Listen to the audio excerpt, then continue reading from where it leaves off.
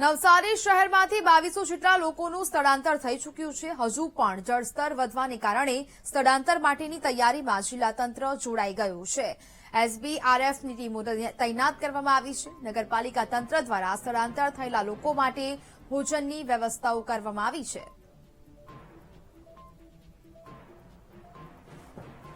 તંત્રએ હાલ તો આ સમગ્ર લોકોને સ્થળાંતર કરનાર લોકોને હાલ તો ભોજનની વ્યવસ્થા તેઓ લોકો માટે કરવામાં આવી છે। અત્યાર સુધીમાં નવસારીમાં 2200 લોકોનું સ્થળાંતર કરવામાં આવ્યું છે અને હજી પણ પરિસ્થિતિ તે જોવા મળી રહી છે। હજી પણ અનેક લોકોનું સ્થળાંતર કરવામાં આવે તેવી પરિસ્થિતિ જોવા મળી રહી છે।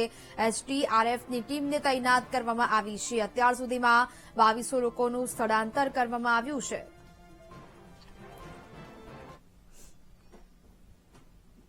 શહેરમાં પૂરની પરિસ્થિતિ સર્જાય છે અને 2200 લોકોનું સ્થળાંતર કરવામાં આવ્યું છે।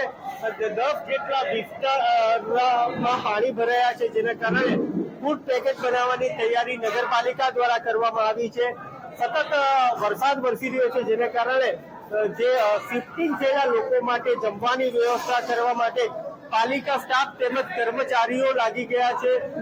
એક મોટું રસોડું બનાવવાની સાથે તમામ તૈયારીઓ કરી દેવામાં આવી છે। સાથે સાથે કેટલાક લોકો લગભગ 200 થી વધુ લોકો ભોજનની વ્યવસ્થામાં લાગી ગયા છે। અલગ અલગ જગ્યાએ ફૂડ પેકેટની તૈયારી કરવામાં આવી રહી છે, ત્યારે પાલિકાનો સ્ટાફ જે કર્મચારી હોય છે કર્મચારી પણ કામે લાગી ગયા છે। ભોજનની વ્યવસ્થામાં પાવ અને ખીચડી અને બટાકાનું શાક અલગ અલગ વિસ્તારોમાં મોકલવામાં આવી રહ્યું છે। નગરસેવકો અને ભારતીય જનતા પાર્ટીના સંગઠનના કાર્યકર્તાઓ પણ કામે લાગી ગયા છે।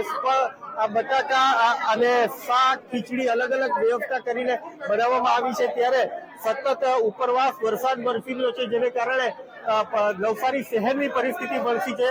પૂરની પરિસ્થિતિ સર્જાય છે, જેને લઈને અલગ અલગ વિસ્તારોમાં જમવાની વ્યવસ્થા માટે પાલિકા અને ભારતીય જનતા પાર્ટીના સંગઠન કામે લાગી ગયું છે। Rakesh Solanki, BTV news, Navsari.